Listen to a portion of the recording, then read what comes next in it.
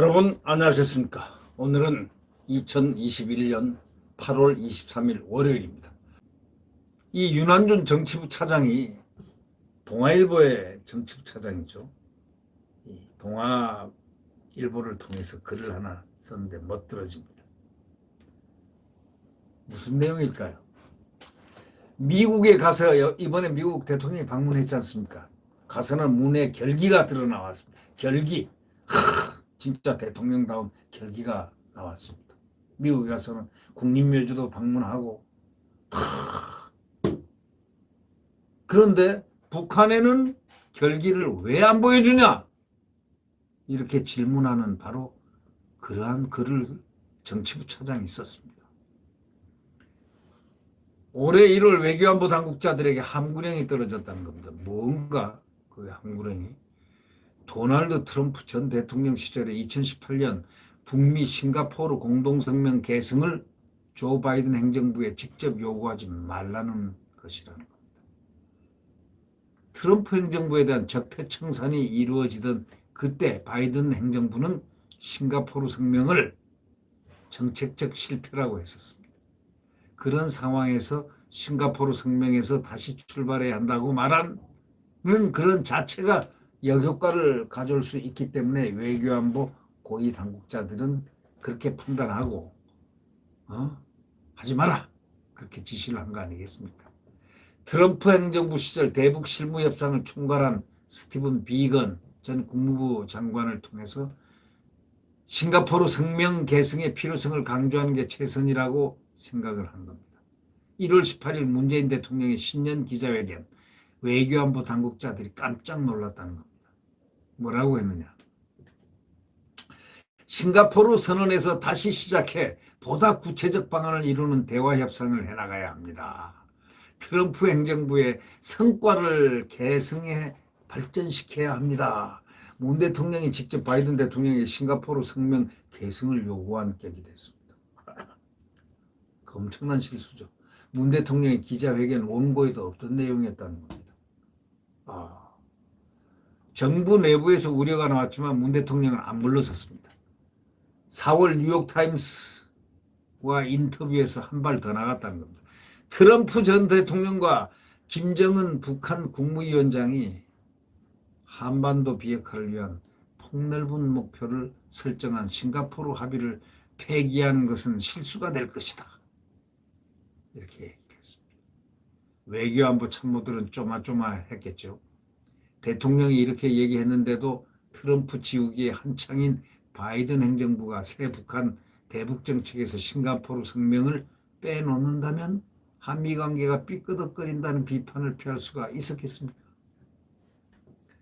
5월 초부터 바이든 행정부가 싱가포르 성명을 언급했습니다. 당국자들의 마음이 놓였습니다. 한미 정상은 공동성명에서 싱가포르 성명에 기초한 대화를 확인했습니다. 바이든 대통령이 싱가포르 회담을 사진 찍기용이라고 비판했던 그러한 사실을 떠올리면 극적인 이게 변화가 된 것이다라고 생각할 수 있겠습니다. 그래서 우리 정부는 바이든 행정부가 한국의 대북 구상을 반영한 것이다라고 평가를 하면서 좋아했죠. 한 당국자는 미국도 속으로 마음에 들지 않는 정책이더라도 한국 정상이 강하게 의지를 내보인 것은 받아들인다고 전했습니다. 문 대통령은 한미관계 역효과가 될 수 있다는 부담을 무릅쓰고 참모들의 만류에도 결기를 보였습니다. 싱가포르 성명이 문재인 정부의 대북정책 원칙과 직결된다고 본 겁니다. 외교안보 정책의 원칙을 대통령이 직접 밝힌 것 그만큼 중요한 겁니다. 국방부가 연례적이고 방어적이라고 해온 한미연합훈련도 문재인 정부가 원칙을 보여주는 중요한 잣대라는 겁니다. 자기네들 원칙. 대한민국 지난 4년 동안 어떻게 만들어 놓은 줄 아시죠? 군인들이요. 4년 전에는 슈퍼 강군인데 이 강군들이 완전히 물렁뼈가 없는 군인 지휘부가 돼 있지 않습니까? 이 지휘부들 이 국방장관들부터 송영무 정누구 정경두 이 서욱 육해공군 총장 출신들 사관학교 나와가지고 그때는 막 이렇게 이랬던 사람들이 권력 하나 턱 주니까 그들이 앞장서가지고 난리를 치고 있습니다.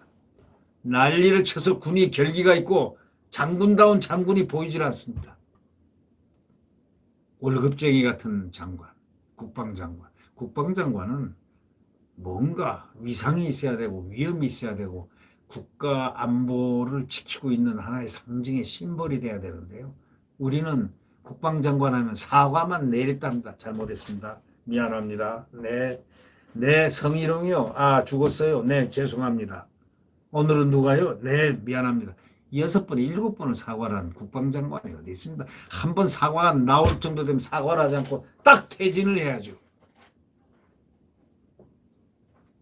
엉터리 같은 사고방식을 가지고 국방부 장관을 해서는 되겠습니까? 사과를 6번 하는, 그러려면 차라리 사과부를 만들어가지고 사과부 장관을 하는 편이 훨씬 낫지 않겠습니까?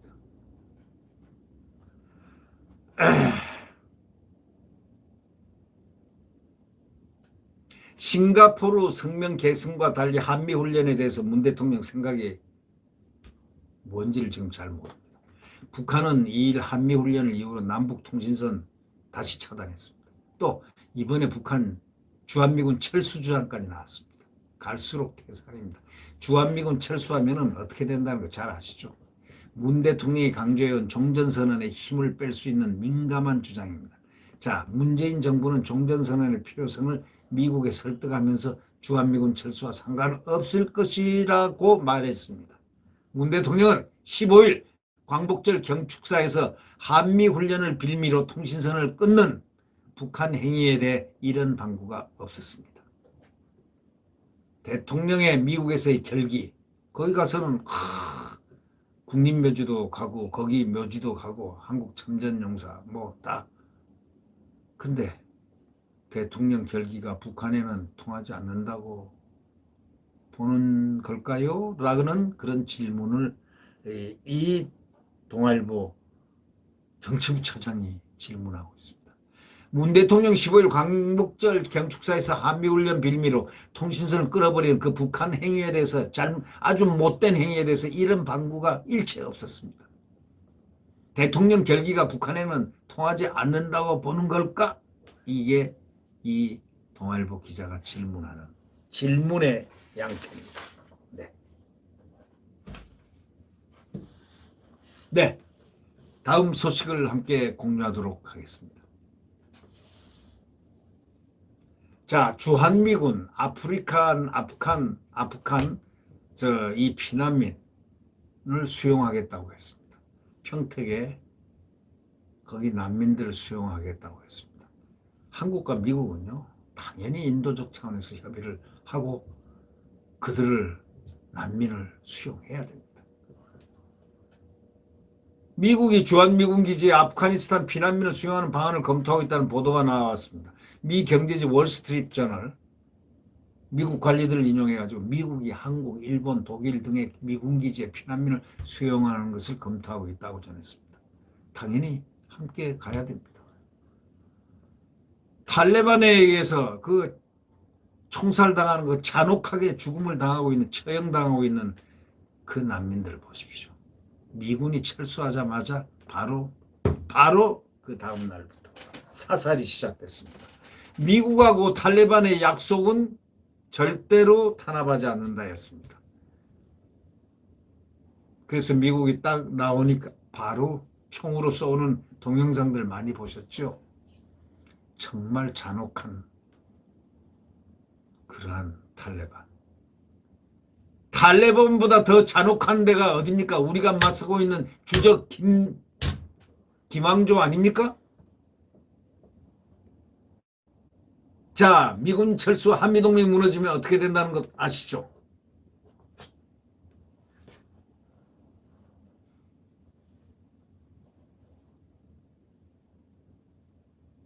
그런데요, 아프가니스탄 대통령이 제일 먼저 달러 빼버렸습니다.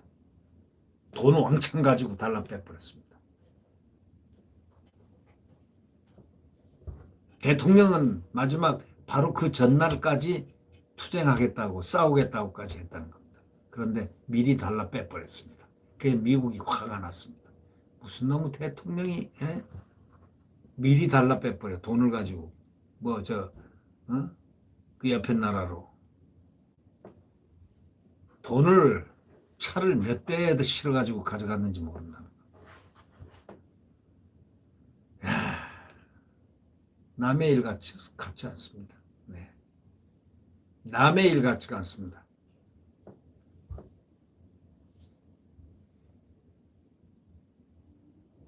외신에 따르면 미국은 아프간 전쟁 수행 중에 협조한 현지인과 협조했던 현지인 또 그 가족 5만에서 6만 5천 정도 이달 말까지 대피를 시키려 하고 있습니다.